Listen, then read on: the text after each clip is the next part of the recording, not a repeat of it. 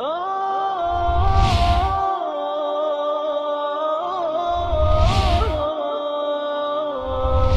حامل القرآن.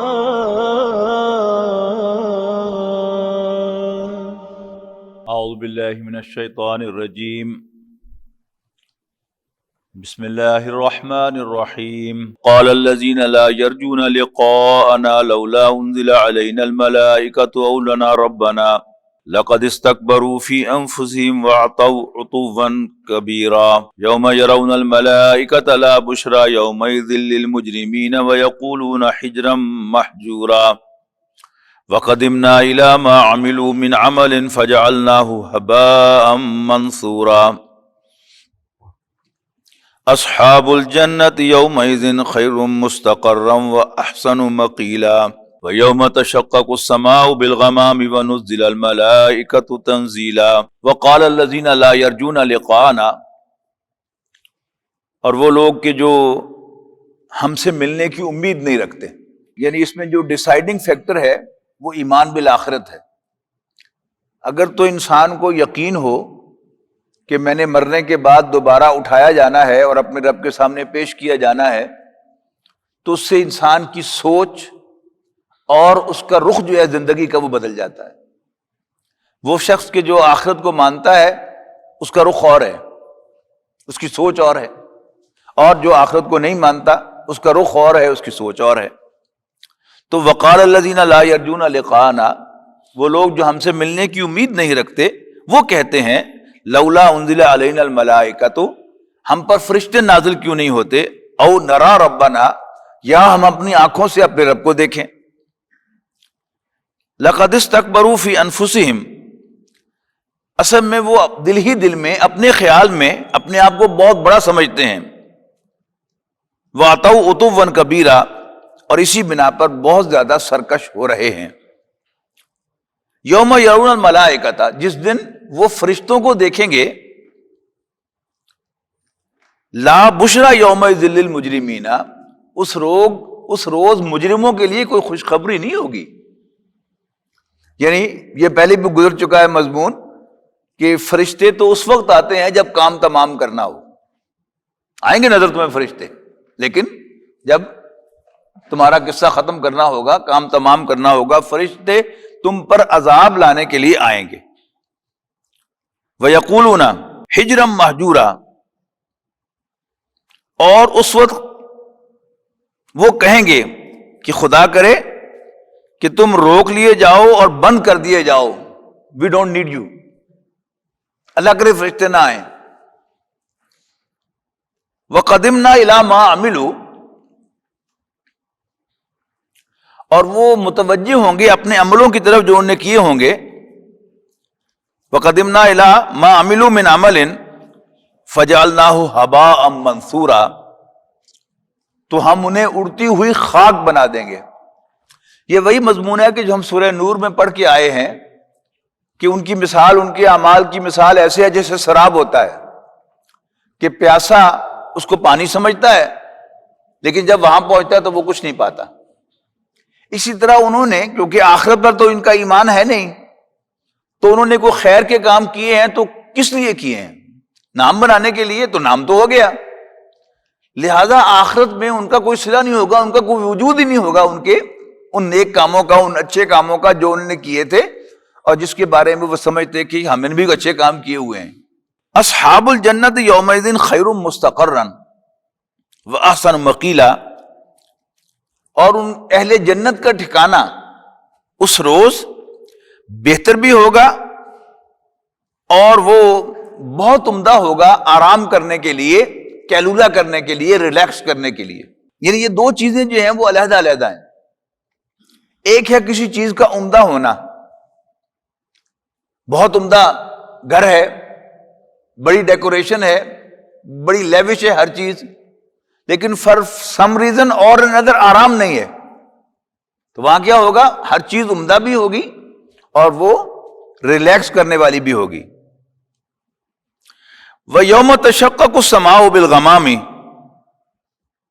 اور جس دن آسمان ابر کے ساتھ پھٹ جائے گا، بادل کے ساتھ پھٹ جائے گا، ونزل الملائکۃ تنزیلا، اور فرشتے نازل کیے جائیں گے سچ مچ۔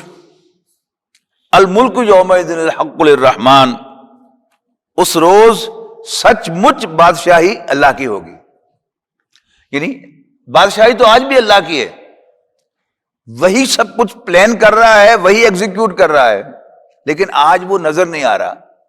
ہمیں ایسا معلوم ہوتا ہے کہ آپ نے ایسا کر دیا، میں نے ایسا کر دیا، اس نے ایسا کر دیا، لیکن اصل میں تو ہاتھ اللہ تعالیٰ کا ہے، فیصلے اسی کے چل رہے ہیں، بادشاہی تو آج بھی اسی کی ہے، لیکن اس دن اللہ تعالیٰ کی بادشاہی صاف نظر آئے گی۔ تو الملک یومئذ الحق للرحمن، اس دن سچی بادشاہی اللہ کی ہوگی۔ وکان یومن علی الکافرین عسیرا، اور وہ دن کافروں پر بہت سخت مشکل ہوگا۔ ویوم یعض الظالم علی یدیہ، جس دن ظالم اپنے ہاتھ کاٹ رہے ہوں گے، یعنی یہ غصہ کہ کچھ کر نہیں پا رہا تو کیا کرتا ہے انسان، یوں کر کے کاٹتا ہے اپنے ہاتھ کو۔ وَيَوْمَ يَعْضُ الظَّالِمُ عَلَى يَدَيْهِ يَقُولُ يَا لَيْتَنِي اتَّخَذْتُ مَعَ الرَّسُولِ سَبِيلًا، اور انسان کہے گا اس روز، ظالم کہیں گے اس روز، اے کاش میں نے پیغمبر کے ساتھ راستہ اختیار کر لیا ہوتا۔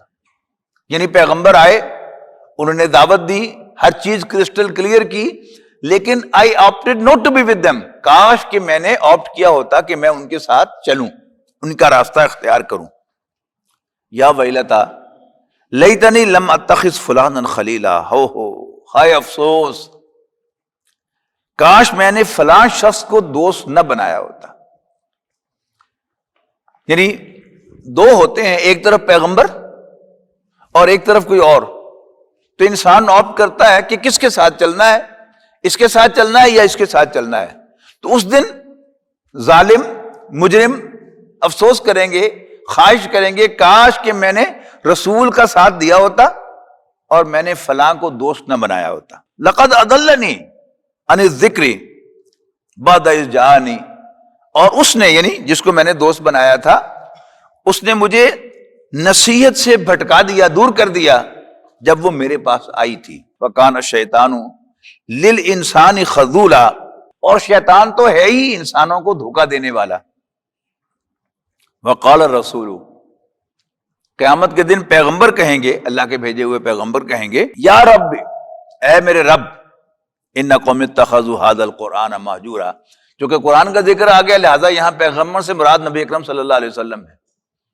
قیامت کے دن نبی اکرم صلی اللہ علیہ وسلم اللہ کے حضور ارشاد فرمائیں گے، عرض کریں گے کہ ربا میری قوم نے قرآن کو چھوڑ دیا۔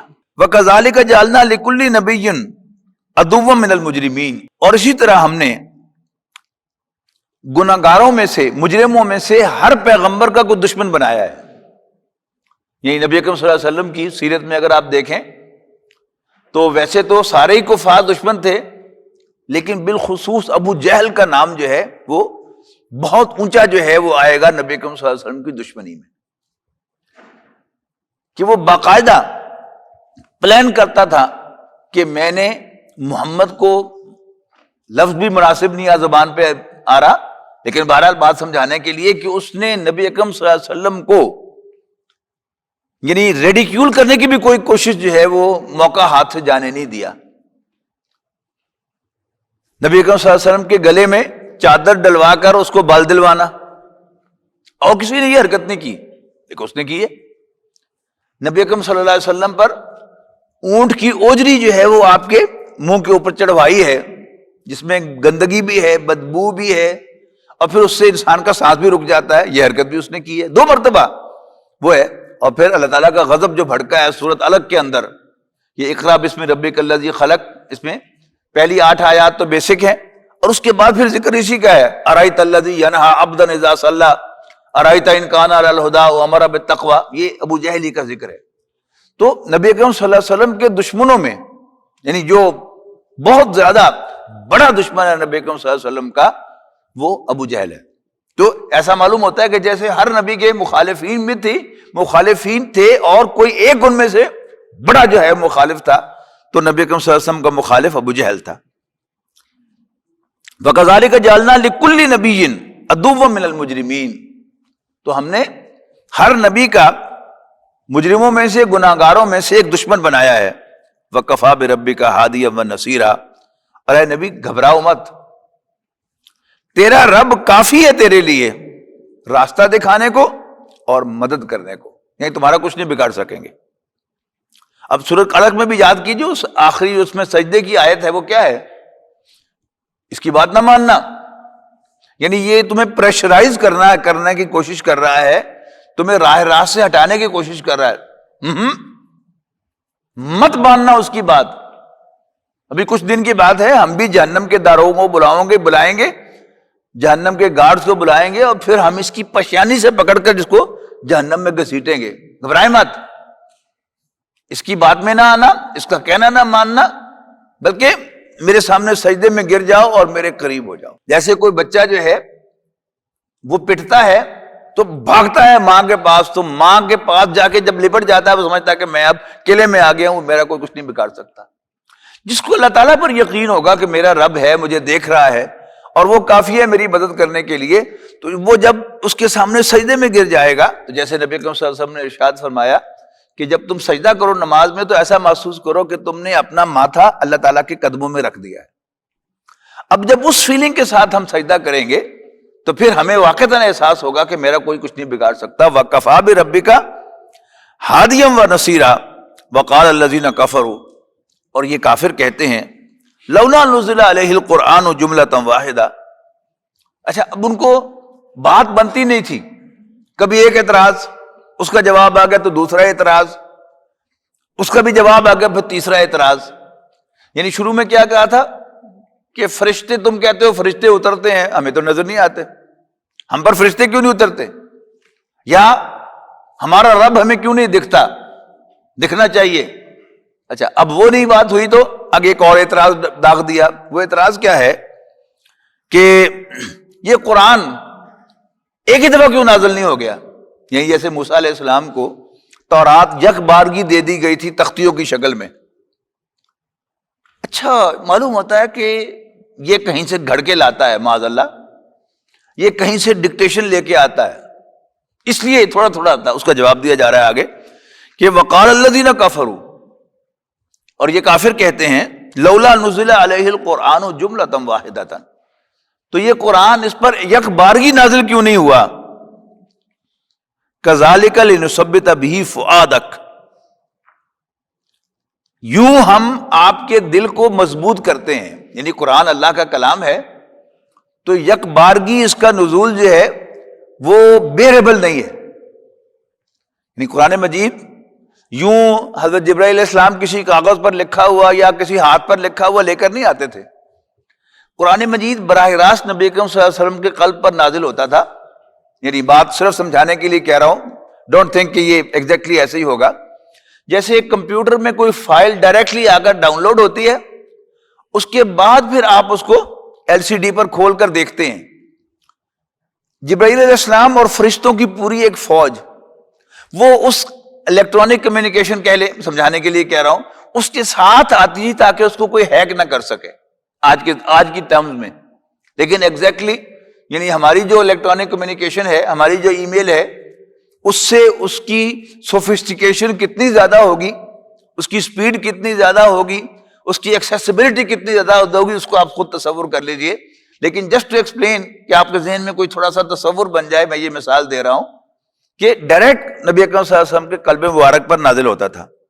اب جب نازل ہوتا تھا قرآن مجید تو ازواج مطہرات بیان کرتی ہیں کہ نبی اکرم صلی اللہ علیہ وسلم جب اونٹ پر سوار ہوتے تھے، اونٹنی پر سوار ہوتے تھے اور آپ پر وحی آتی تھی تو اونٹنی جو ہے وہ بیٹھ جایا کرتی تھی. یعنی اس کے انوار جو تھے قرآن مجید کے نزول کے وہ بیریبل نہیں ہوتے تھے، اونٹنی کے لیے وہ بیٹھ جاتی تھی. نبی اکرم صلی اللہ علیہ وسلم پسینے سے شرابور ہو جاتے تھے جب آپ پر قرآن مجید نازل ہوتا تھا. یعنی تھوڑی تھوڑی آیات نازل ہوتی تھی تو یہ حال ہوتا تھا، اور یک بارگی قرآن مجید نازل ہوتا تو پھر کیا ہوتا، اس کو آپ ذہن میں رکھ کے پڑھیں گے. آیت تو بڑی واضح ہے، کذالک لنثبت بہ فؤادک. اسی لیے اتارا تھا تاکہ ہم اس کے ذریعے سے آپ کے دل کو قرار دیں. ورتلناہ ترتیلا، اور ہم نے اس کو ٹھہر ٹھہر کر پڑھ کے سنا دیا ہے. ولا یاتونک بمثل، اور یہ لوگ تمہارے پاس اعتراض نہیں لاتے الا جئناک بالحق، مگر یہ کہ ہم نے حق بات ہم لائے ہیں، وَأَحْسَنَ تَفْسِيرًا، اور اس کا معقول اور بالکل واضح جواب بھی ہم ان کو دے دیتے ہیں۔ ایک جواب دے دیتے ہیں، پھر یہ دوسرا اعتراض لے کے آتے ہیں، وہ جواب ہم دے دیتے ہیں، پھر یہ تیسرا اعتراض لے کے آ جاتے ہیں۔ وَلَا يَأْتُونَكَ بِمَثَلٍ إِلَّا جِئْنَاكَ بِالْحَقِّ وَأَحْسَنَ تَفْسِيرًا، اور یہ لوگ تمہارے پاس جو اعتراض کی بات لاتے ہیں، ہم تمہارے پاس اس کا معقول اور خوب واضح جواب بھیج دیتے ہیں۔ الذین یحشرون علی وجوہہم الی جہنم، وہ لوگ کہ جو جہنم میں لائے جائیں گے اپنے چہروں کے بل گھسیٹ کر۔ اولئک شر مکانا واضل سبیلا، ان کا ٹھکانہ بھی برا ہے اور وہ راستے سے بھٹکے ہوئے بھی ہیں۔ وَلَقَدْ آتَيْنَا مُوسَى الْكِتَابَ، اور ہم نے موسیٰ کو بھی کتاب عطا فرمائی تھی۔ وَجَعَلْنَا مَعَهُ أَخَاهُ هَارُونَ وَزِيرًا، ہارون کو بطور ہیلپر بوجھ اٹھانے والے کے کیا تھا۔ وزر کے معنی بوجھ ہیں اور وزیر کے معنی ہے بوجھ اٹھانے والا، یعنی جو بھی بادشاہ ہے اصل پورا کا پورا جو ہے وہ بادشاہ وہ ہے، لیکن وزیروں کا کام کیا ہوتا ہے؟ اس کی ہیلپ کرنا، اس کے کام کا بوجھ جو ہے وہ بٹاتے ہیں اس کو۔ اور یہ آپ دیکھتے ہیں نا ہمارے وزراء جو ہیں بیچارے وہ بوجھ تلے دبے جا رہے ہوتے ہیں، تو یہ بوجھ ہے وزیر۔ تو حضرت ہارون علیہ السلام کو اللہ تعالیٰ نے حضرت موسیٰ علیہ السلام کی سفارش پر ان کا نائب بنایا تھا۔ ہم سورہ طٰہٰ میں پڑھ کے ہیں، زیادہ دیر نہیں ہوئی، کہ حضرت موسیٰ علیہ السلام نے دعا کی تھی کہ یا اللہ مجھے انشراح صدر عطا کر، میرے اندر اس کام کی آمادگی پیدا کر، میرے گھر والوں میں سے میرا ایک نائب بنا ہارون کو، وزیرن میرا نائب، میرا بوجھ اٹھانے والا۔ تو یہاں بھی انہیں کا ذکر ہو رہا ہے، وَجَعَلْنَا مَعَهُ أَخَاهُ هَارُونَ وَزِيرًا، اور ہم نے ان کے ساتھ ان کے بھائی ہارون کو وزیر بنایا، نائب بنایا۔ فَقُلْنَا اذْهَبَا إِلَى الْقَوْمِ الَّذِينَ كَذَّبُوا بِآيَاتِنَا، اب ہم نے دونوں کو کہا، یعنی حضرت موسیٰ اور حضرت ہارون، یہ دونوں گئے فرعون کے دربار میں۔ فَقُلْنَا اذْهَبَا، تو ہم نے ان دونوں سے کہا کہ جاؤ إِلَى الْقَوْمِ الَّذِينَ كَذَّبُوا بِآيَاتِنَا، ان لوگوں کی طرف جو ہماری آیات کو جھٹلا رہے ہیں، جھوٹا قرار دے رہے ہیں۔ فَدَمَّرْنَاهُمْ تَدْمِيرًا، لیکن جب انہوں نے ان کو جھٹلایا تو پھر ہم نے ان کو ہلاک کر ڈالا۔ وَقَوْمُ نُوحٍ لَمَّا كَذَّبُوا الرُّسُلَ أَغْرَقْنَاهُمْ وَجَعَلْنَاهُمْ لِلنَّاسِ آیَةً، اسی طرح قوم نوح کو بھی ہم نے تباہ کیا جب انہوں نے پیغمبروں کو جھٹلایا۔ اغرقناہم، ہم نے ان کو غرق کر دیا، وجعلناہم للناس آیۃ، اور ہم نے ان کو لوگوں کے لیے ایک نشانی بنا دیا۔ اچھا، قرآن مجید میں جن پیغمبروں کا کثرت کے ساتھ ذکر آیا ہے، حضرت نوح، حضرت ہود، حضرت صالح، اور اس کے بعد حضرت لوط اور حضرت شعیب، حضرت موسیٰ، یہ جو اسفار تھے قریش کے بالخصوص، شام کی طرف ان کا عام سفر ہوتا تھا، کہ کس طرح کہ انڈیا اور ادھر سے ملایا انڈونیشیا تک جو مال ہوتا تھا وہ پہلے بادبانی کشتیوں پر، جہازوں پر آتا تھا، یمن کے ساحل پر اترتا تھا، اور پھر یمن سے بائی سرفیس وہ جاتا تھا شام کی طرف، نارتھ سائڈ پر۔ اور یہ سارا کا سارا جو روٹ تھا اس کو مونوپولائز کیا ہوا تھا قریش نے، اس لیے کہ باقی سب کے قافلے لٹتے تھے، قریش کیونکہ کعبے کے متولی تھے لہذا یہ پیر زادے شمار ہوتے تھے، ان کا ایک تقدس ان کو حاصل تھا اور یہ مال لے کے آتے تھے۔ تو اکثر ان کا جو ٹریولنگ ہوتی تھی وہ ہوتی تھی یمن سے لے کر ادھر شام تک، اور یہ ساری کی ساری جو بستیاں تھیں یہ انہی راستے پہ آتی تھیں۔ جیسے جب یہ موٹر وے نہیں بنی تھی تو ٹیکسلا جو تھا وہ پشاور جس نے بھی جانا ہے وہ ٹیکسلا کے کھنڈرات کے پاس سے گزرتا تھا، اور ٹیکسلا کے کھنڈرات سے عبرت حاصل کرنی چاہیے تھی، لیکن عبرت حاصل کرنے کو روکنے کے لیے اس کو سیرگاہ بنا دیا، اس پر تختیاں لگا دیا کہ دیکھو جی دیواریں کتنی موٹی ہیں، یہ دیکھو جی یہ 5000 سال پرانی تہذیب ہے اور یہ 10,000 سال پرانی تہذیب ہے۔ مبادہ کسی کا ذہن چلا جائے کہ اتنی موٹی دیواریں تھے پھر یہ تباہ کیسے ہو گئے؟ یعنی ہماری 9 انچ کی دیوار جو ہے وہ تو ہم سمجھتے ہیں کہ وہ شاید 100 سال باقی رہے گی، لیکن وہ جو 2-2 فٹ اور 3-3 فٹ چوڑی دیواریں تھیں وہ کیسے تباہ ہو گئی؟ اس کی طرف ذہن نہ جائے، اب کہ اللہ تعالیٰ یہ چاہتا ہے کہ ہم گزریں اور ہم عبرت حاصل کریں۔ وَقَوْمَ نُوحٍ لَمَّا كَذَّبُوا الرُّسُلَ أَغْرَقْنَاهُمْ، اور یہی قوم نوح جب انہوں نے بھی پیغمبروں کو جھٹلایا تو ہم نے ان کو غرق کر دیا۔ وَجَعَلْنَاهُمْ لِلنَّاسِ آیَةً، اور ہم نے ان کو لوگوں کے لیے نشانی بنا دیا۔ وَأَعْتَدْنَا لِلظَّالِمِينَ عَذَابًا أَلِيمًا، اور ظالموں کے لیے ہم نے دردناک پینفل پنشمنٹ تیار کر رکھی ہے۔ وَعَادًا وَثَمُودَ، اسی طرح قوم عاد اور قوم سمود بھی، وَأَصْحَابَ الرَّسِّ، اور کنویں والے، وَقُرُونًا بَيْنَ ذَلِكَ كَثِيرًا، اور بہت سی قومیں، بہت سی نسلیں ان کے درمیان بھی ہم نے ہلاک کر دی۔ وَكُلًّا ضَرَبْنَا لَهُ الْأَمْثَالَ، اور سب کے سمجھانے کے لیے ہم نے مثالیں بیان کی ہیں۔ وَكُلًّا تَبَّرْنَا تَتْبِيرًا، اور ہم نے سب کو تہس نہس کر دیا۔ وَلَقَدْ أَتَوْا عَلَى الْقَرْيَةِ الَّتِي أُمْطِرَتْ مَطَرَ السَّوْءِ، اور کافر اس بستی پر بھی گزر چکے ہیں جس پر بری طرح سے می برسایا گیا۔ یہ قوم لوط ہے، یعنی مٹی کے پتھر، جیسے نا مٹی، یہ سب جو یہ مٹی کے برتن بنتے ہیں وہ کیا ہوتے ہیں کہ ہوتے وہ مٹی کے برتن ہیں، لیکن اس کو کلے بنایا جاتا ہے، ان کو جلا کر اور ان کو ہیٹ کر کے اب وہ پتھر بن جاتے ہیں۔ تو ایک چھوٹی سی کینکر جو ہے وہ آپ اس شیشے پہ ماریں گے تو شیشہ ٹوٹ جائے گا۔ تو آیا ہے کہ ان کے بارے میں کہ اللہ تعالیٰ نے مٹی کے پتھر ان پر برسائے، مصومتاً عند ربک، آپ کے رب کی طرف سے نشان زدہ، یعنی جیسے میزائل ہوتا ہے نا کہ اس کو ٹارگٹ اس کا بتا دیا جاتا ہے کہ تم نے فلاں جگہ جانا ہے، تم نے فلاں جگہ جانا ہے۔ تو وہاں جو پتھر اللہ تعالیٰ نے برسائے تھے وہ نیمڈ تھے، ٹیگڈ تھے کہ یہ پتھر فلاں کا بھیجا پڑے گا، اور یہ پتھر جو ہے یہ فلاں سردار کو جا کے لگے گا، اور یہ پتھر جو ہے وہ اس کا بیڑا غرق کرے گا۔ تو فرمایا کہ وَلَقَدْ أَتَوْا عَلَى الْقَرْيَةِ الَّتِي أُمْطِرَتْ مَطَرَ السَّوْءِ، اور یہ کافر اس بستی کے پاس سے بھی گزر چکے ہیں جس پر بری طرح سے میم برسایا گیا۔ أَفَلَمْ يَكُونُوا يَرَوْنَهَا، تو کیا اس کو وہ دیکھتے نہ ہوں گے؟ بل كانوا لا يرجون نشورا، اصل بات کیا ہے کہ ان کو مرنے کے بعد دوبارہ جی اٹھنے کی امید نہیں ہے۔ یعنی جو پہلی آیت آج ہم نے پڑھی ہے 19ویں پارے کی، وہ بھی یہی ہے نا کہ الذین لا یرجون لقاءنا، وہ لوگ جو ہم سے ملنے کی امید نہیں رکھتے۔ میں نے اس کیا تھا نا کہ اسی سے ایٹیٹیوڈ کا فیصلہ ہوتا ہے۔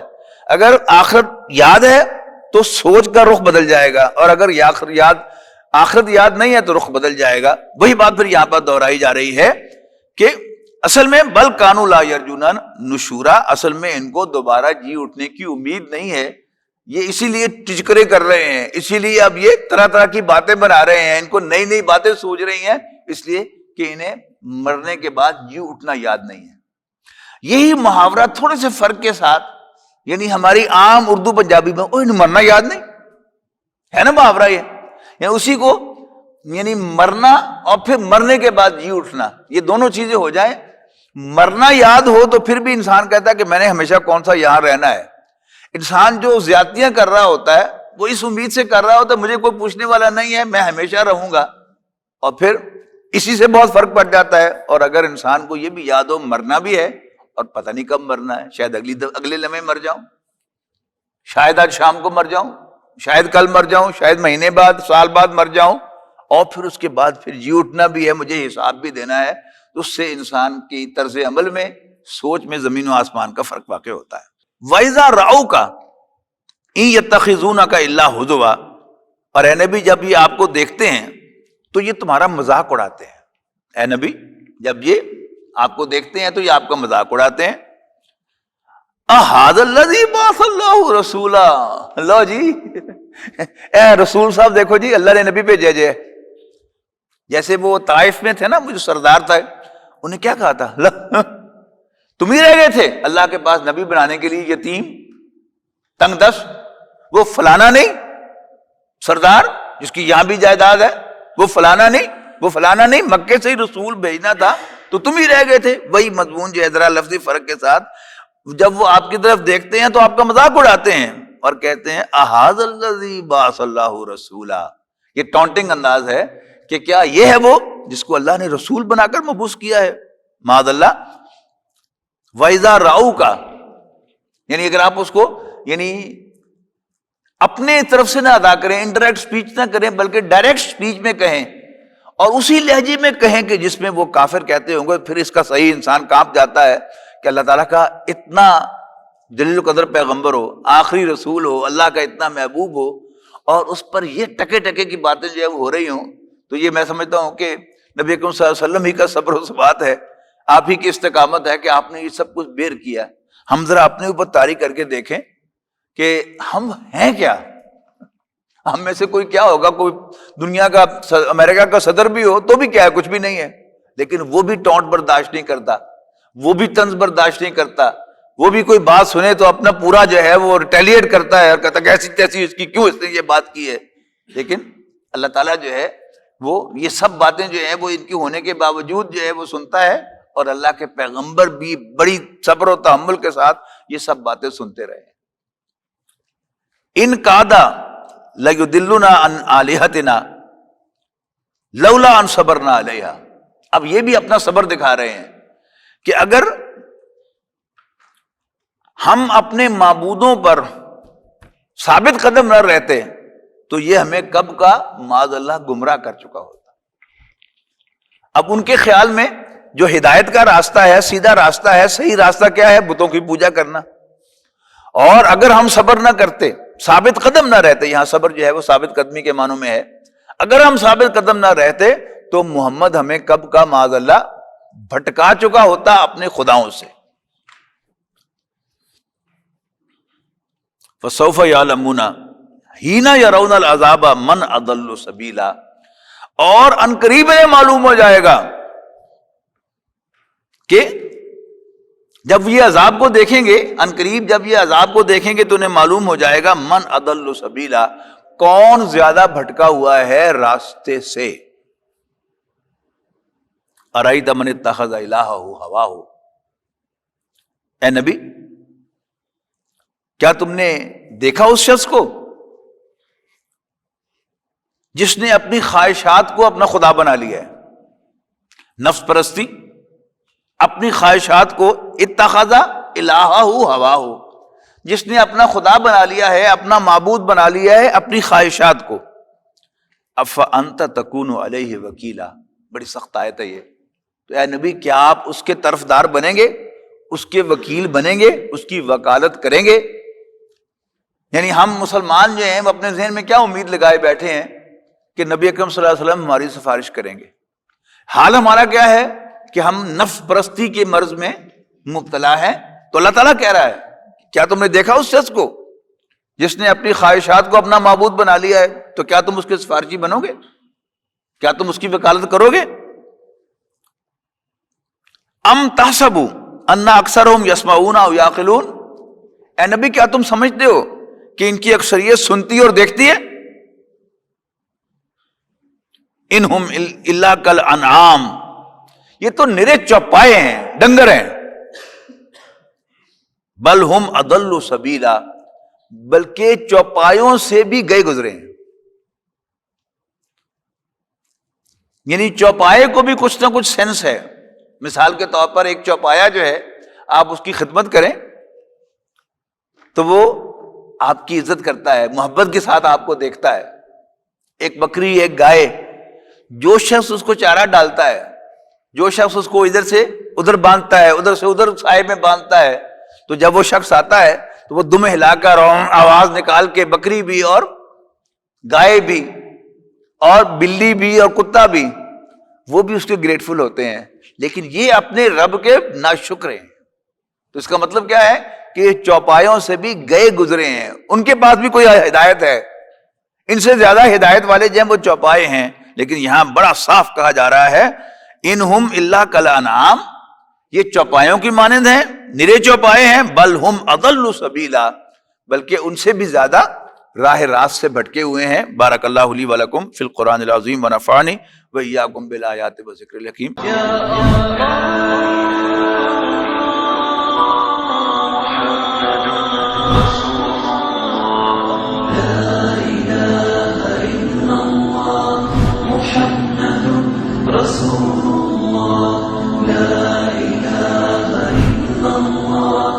محمد